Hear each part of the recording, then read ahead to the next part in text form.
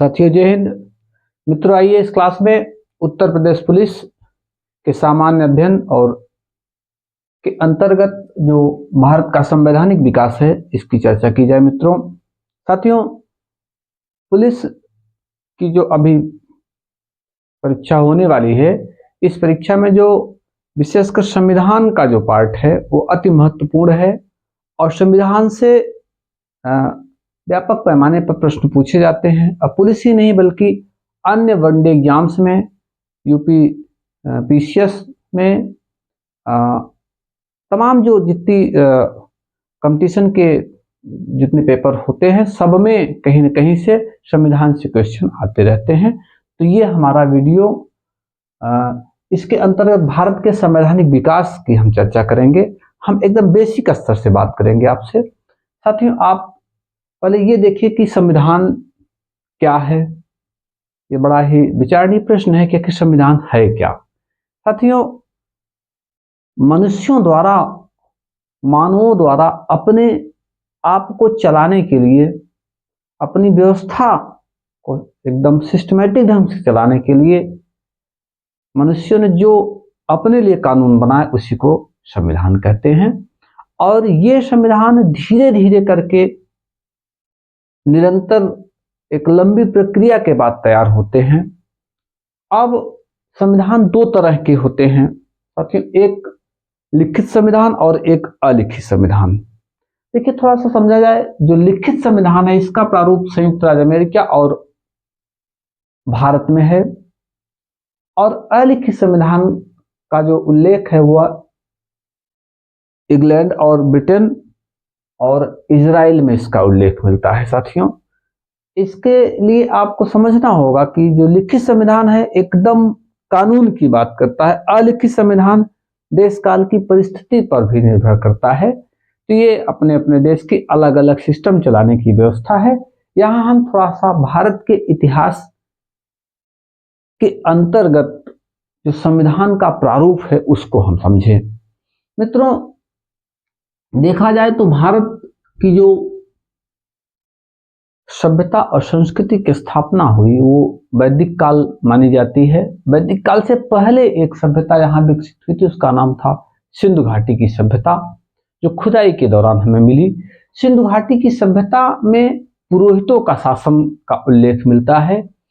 और साथियों आपको बताना चाहेंगे कि सिंधु घाटी सभ्यता में पुरोहितों के शासन के साथ साथ कुलीन तंत्रात्मक शासन प्रणाली का उल्लेख मिलता है।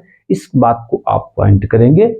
उसके बाद साथियों वैदिक सभ्यता का जो नंबर आता है, वैदिक सभ्यता में ऋग्वैदिक काल और उत्तर वैदिक काल। ऋग्वैदिक काल में साथियों लोकतंत्र का उल्लेख मिलता है, वह भी राजा का पद लोकतांत्रिक था, मतलब राजतंत्र और वो भी लोकतंत्र दोनों का मिश्रण था, यानी राजा का चुनाव होता था बस सीधे सीधे। और सभा और समिति नाम की दो संस्थाएं थी जो राजा को सपोर्ट करती थी। सभा और समिति ऐसे कह लीजिए मंत्रिपरिषद थे, मंत्रिमंडल थे। राजा को राजकीय कार्यों में विचार प्रदान करने के लिए, सहयोग प्रदान करने के लिए सभा और समिति की व्यवस्था की गई थी। साथियों आगे आप थोड़ा सा बढ़ेंगे मौर्य काल में। मित्रों पहली बार मौर्य काल में चंद्रगुप्त मौर्य का जो प्रधानमंत्री थे उनका नाम था चाणक्य, कौटिल्य। ये हमको लगता है कि प्राचीन भारत के पहले ऐसे विद्वान थे जिन्होंने एक संगठित राजतंत्र की स्थापना करने का प्रयास किया, और वो भी सारे डिपार्टमेंट, सारे विभाग बनाकर। पहली बार दीवानी और फौजदारी न्यायालय को अलग किया गया। पहली बार एक सिस्टम बनाया गया शासन का। मुझको लगता है कि लगभग हर विभाग 18 मंत्री का उल्लेख मिलता है, विभागों को बांटने का उल्लेख मिलता है, यानी एक व्यवस्थित शासन तंत्र की स्थापना मौर्य काल में मिलती है। साथियों उसके बाद जैसे और आगे बढ़ेंगे, गुप्त काल में चंद्रगुप्त विक्रमादित्य के दरबार में 9 विद्वानों का समूह नवरत्न निवास किया करते थे। उसमें कालिदास महाराज सिरमौर थे और चंद्रगुप्त विक्रमादित्य की उज्जैन स्थित राजधानी में निवास करते थे। आइए थोड़ा सा बीच में राजपूत काल था। राजपूत काल में साथियों आपको एक बात और बताना चाहेंगे, राजपूत काल में राजपूतों का सिस्टम नहीं था, फिर भी एक व्यवस्थित शासन चलाने का काम राजपूतों ने किया। राजपूत खुद ही सिस्टम में नहीं थे, युद्ध में परेशान रहते थे, तो एक सिस्टम बनाने में असफल रहे राजपूत। आगे बढ़ते हैं मध्यकाल में। आइए मध्यकाल को भी दो भागों में बांट सकते हैं आप, दिल्ली सल्तनत और मुगल साम्राज्य। दिल्ली सल्तनत में मित्रों शरीयत के आधार पर, इस्लामिक कानून के आधार पर शासन किया गया। सुल्तान नाम मात्र का रहा करता था, गद्दी पर बैठता था, लेकिन सारा का सारा सिस्टम इस्लामिक व्यवस्था के आधार पर, शरीयत के आधार पर, कुरान की आयतों के आधार पर शासन किया जाता था। थोड़ा सा मध्यकाल के दूसरे स्टेप पे आप ध्यान देंगे, उस स्टेप में को कहा जाता है मुगल काल। मुगल काल में मित्रों शरीयत से तो शासन किया ही गया, लेकिन मुगलों ने भारत के लोगों को भी शासन तंत्र में शामिल करने का प्रयास किया, केवल शरीयत पर नहीं चले। अतः अकबर के दरबार में नवरत्न, 9 विद्वानों का समूह निवास करते थे। तानसेन, बीरबल, मानसिंह, तोडरमल, ऐसे नवरत्न विद्वान निवास किया करते थे। और आपको बताना चाहेंगे कि जहांगीर अपने किले का जो गेट था वहां जंजीर लगवाया था। कोई भी फरियादी, कोई भी व्यक्ति अगर उसको न्याय की जरूरत है तो जाके घंटी खींच ले। ये थे। आगे थोड़ा सा शिवाजी अष्टप्रधान, शिवाजी की चर्चा होते ही आपके मन में एक बात जरूर आती है। किसी विद्वान ने कहा शिवाजी के राज्य को डाकू राज्य। थोड़ा सा आपको बताना चाहेंगे कि अपनी मां को लेकर अगर कोई लड़ता है तो डाकू कह दिया जाता है। मित्रों शिवाजी ऐसे सपूत थे जिन्होंने अपने हक और अधिकार की लड़ाई लड़ा, और फिर भी शिवाजी के दरबार में अष्टप्रधान थे। चौथ और सरदेश मुखी, ये गुंडा टैक्स टाइप का कर लिया करते थे शिवाजी, या मराठा सम्राट लिया करते थे। पड़ोसी राज्य से उनकी आय का चौथा हिस्सा और आय का 10वां हिस्सा सरदेश मुखी, ये दोनों टैक्स उनकी सुरक्षा के लिए लिए जाते थे। आप हमें इतना कर दीजिए, बदले में आपका राज्य सुरक्षित रहेगा। मित्रों एक बात और बता दें, एक सिस्टम में शिवाजी शासन नहीं कर पाए थे। बाद में मराठों ने एक सिस्टमैटिक ढंग से शासन बनाया, क्योंकि इनका जीवन अव्यवस्थित था छत्रपति शिवाजी का। आगे इसमें थोड़ा सा दक्षिण भारत की चर्चा कर ले मित्रों। चोल, चेर, पांड्य, विजयनगर, बहमनी, यानी साउथ के जो प्रांत थे वहां पे स्थानीय स्वशासन के संगठित स्वरूप का उल्लेख मिलता है। यानी दक्षिण भारत में जो स्थानीय शासन था, यानी ग्रामीण शासन, ये बहुत ही डेवलपमेंट था, बहुत ही उच्च किस्म का था। यानी कहने का मतलब शासन तंत्र का जो आधार था ये बहुत ही मजबूत था। कब? दक्षिण भारत में, चाहे चोल रहा हो, चाहे चेर रहा हो, चाहे पांड्य रहे हो, चाहे विजयनगर रहा हो, जो दक्षिण भारत के प्रांत थे। अब थोड़ा सा हम बात करते हैं मित्रों, भारत के संवैधानिक विकास में 2 सिस्टम जहां से संविधान के प्रारूप या डेवलपमेंट की स्थिति सामने दिखती है। देखेंगे मित्रों, ईस्ट इंडिया कंपनी के अधीन संवैधानिक विकास, ब्रिटिश ताज के अधीन संवैधानिक विकास। ईस्ट इंडिया कंपनी के अधीन रेगुलेटिंग एक्ट 1773 में, पिट का इंडिया एक्ट 1784 में, चार्टर एक्ट 1813 में और चार्टर एक्ट 1833 में। ये ईस्ट इंडिया कंपनी के अंतर्गत ये मुख्यतः 4 ही बड़े कानून आए, 4 बड़े कानून आए, और रेगुलेटिंग एक्ट वित्त का इंडिया एक्ट और चार्टर एक्ट 1813, चार्टर एक्ट 1833। इसी के अंतर्गत कंपनी के शासन की देखभाल की गई। 1857 का जो विद्रोह हुआ उसके बाद ब्रिटिश संसद ने ईस्ट इंडिया कंपनी को क्या कर दिया, खत्म कर दिया। अब सीधे शासन करने लगे। तो उन लोगों ने भी कुछ आर्टिकल्स, कुछ धाराएं पारित की ब्रिटिश संसद से। उसको कहा गया भारत शासन अधिनियम 1858,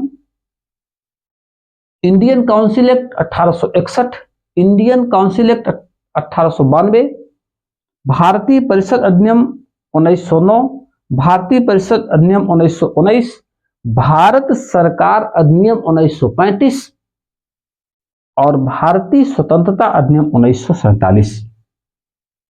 ध्यान देंगे आप, एक एक पॉइंट। भारत शासन अधिनियम 1858, Indian council act 1861, Indian council act 1892, भारतीय परिषद अधिनियम 1909, भारतीय परिषद अधिनियम 1919 और भारत सरकार अधिनियम 1935, भारतीय स्वतंत्रता अधिनियम 1947। भारत और पाकिस्तान का विभाजन किया गया और भारत और पाकिस्तान को स्वतंत्रता प्रदान की गई। किसके तहत? भारतीय स्वतंत्रता अधिनियम 1947 को। कैबिनेट मिशन योजना 1946 के तहत संविधान सभा का गठन किया गया और 2 वर्ष 11 माह 18 दिन बाद भारत का संविधान बनकर तैयार हुआ। और मित्रों आपको बताना चाहेंगे, इसी संविधान सभा को सत्ता का स्थानांतरण किया गया।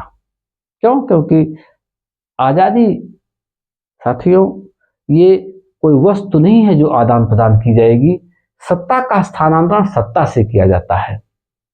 तो ब्रिटिश हुकूमत से सत्ता का स्थानांतरण भारतीय सत्ता को दिया गया, यानी भारतीय संविधान सभा द्वारा जो चुनी गई सरकार थी उसी को सत्ता सौंप दिया गया।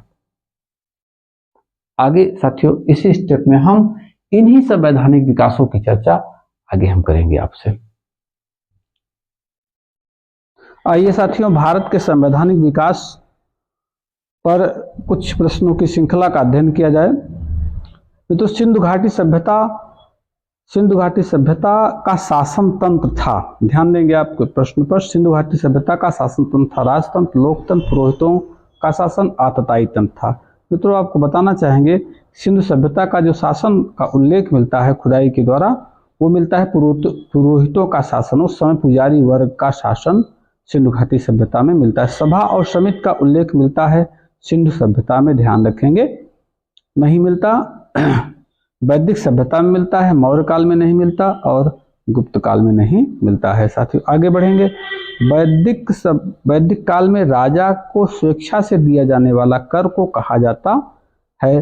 राजा को स्वेच्छा से दिया जाने वाला कर विदत नहीं कहा जाता, उपहार नहीं कहा जाता, बलि कहा जाता है, कर नहीं कहा जाता। साथियों पहली बार दीवानी व फौजदारी न्यायालय को पृथक किया गया किसके काल में? मौर्य काल में।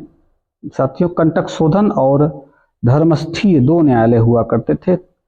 आगे कौटिल्यकृत अर्थशास्त्र का संबंध है राजनीति शास्त्र से। ध्यान देंगे कौटिल्यकृत अर्थशास्त्र का संबंध धन से नहीं होकर बल्कि भले ही उसका नाम अर्थशास्त्र हो लेकिन उसका संबंध राजनीति था। पॉलिटी की पुस्तक थी, धर्म से नहीं था, दर्शन से नहीं था, धन से नहीं था। आगे चंद्रगुप्त विक्रमादित्य के मंत्रिमंडल को कहा जाता था नवरत्न। साथियों ध्यान देंगे चंद्रगुप्त विक्रमादित्य के मंत्रिमंडल को क्या कहा जाता था? नवरत्न कहा जाता था। आगे दानप्रियता व न्यायप्रियता के लिए जाना जाता है कौन? हर्षवर्धन। हर्षवर्धन दानप्रियता और न्यायप्रियता के लिए जाना। दिल्ली सल्तनत की शासन व्यवस्था आधारित थी किस पर? शरीयत पर आधारित थी। इस बात को आप साथियों ध्यान देंगे। इब्न बतूता को चीन का राजदूत बनाकर किसने भेजा था? मोहम्मद बिन तुगलक ने भेजा था। अकबर ने दास प्रथा का अंत किया था कब? 1564 में। साथियों अकबर ने 1564 में दास प्रथा का अंत कर दिया था। आगे बढ़ेंगे साथियों। किले के गेट पर न्याय की जंजीर किसने लगवाई थी? जहांगीर ने लगवाई थी। साथियों किले के गेट पर न्याय की प्रसिद्ध जंजीर किसने लगवाई थी? जहांगीर ने लगवाई थी। अष्टप्रधान किसके मंत्रिमंडल को कहा जाता है? अष्टप्रधान शिवाजी के मंत्रिमंडल को कहा जाता है। अष्टदिग्गज किसके मंत्रिमंडल को कहा जाता है? अष्टदिग्गज जो है वो कृष्णदेव राय के मंत्रिमंडल को कहा जाता था। साथियों आगे बढ़ेंगे। किस देश का संविधान अलिखित है? साथियों ध्यान देंगे, अलिखित संविधान, लिखित संविधान दो तरह के। भारत, पाकिस्तान, अमेरिका ये लिखित संविधान है और ब्रिटेन का संविधान अलिखित संविधान है। साथियों किस देश का संविधान लिखित है? अमेरिका का संविधान लिखित है। ब्रिटेन का संविधान निर्मित है। इजराइल का अलिखित है। कोई नहीं तो ऑप्शन नहीं। ठीक, आगे बढ़ेंगे साथियों। रेगुलेटिंग एक्ट भारत कब आया? ध्यान देंगे, रेगुलेटिंग एक्ट भारत में 1773 में आया। पिट का इंडिया एक्ट भारत कब आया? 1784 को आया। ब्रिटिश संसद के अधीन पारित पहला अधिनियम, ब्रिटिश संसद के अंदर पारित पहला अधिनियम क्या है? 1858। भारतीय संविधान का गठन किया गया, भारतीय संविधान का गठन किया गया कैबिनेट मिशन द्वारा। आगे बढ़ेंगे। कैबिनेट मिशन भारत कब आया? 1946 में। 1946 में कैबिनेट मिशन भारत आया था। साथियों आगे बढ़ेंगे। संविधान सभा में कितने सदस्य थे? कुल 389 सदस्य थे। संविधान सभा में महिला सदस्य कितनी थी? 15। संविधान सभा में महिला सदस्य कितनी थी? 15। भारत का संविधान बनकर तैयार हुआ 2 वर्ष 11 माह 18 दिन में भारत का संविधान बनकर तैयार हुआ। साथियों ये जो कुछ प्रश्नों की श्रृंखला थी हमने इसको तैयार किया था। आशा और विश्वास है कि आपको इसका लाभ मिलेगा। आप इसका क्रमवार अध्ययन करेंगे। जय हिंद मित्रों।